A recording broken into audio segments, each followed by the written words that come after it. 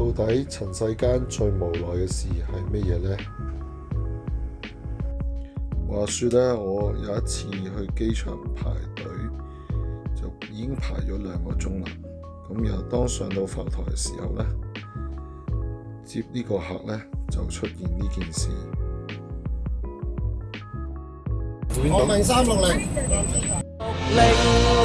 昂平又360，喐喐下會停咗，自由行繼續坐。就係咁，我就好無奈地呢接咗呢個內地客去昂平360，然後收咗呢張飛啦。大家都歡迎你留言講低你最無奈嘅事係乜嘢呢？或者一啲呢你諗唔通嘅事係咩呢？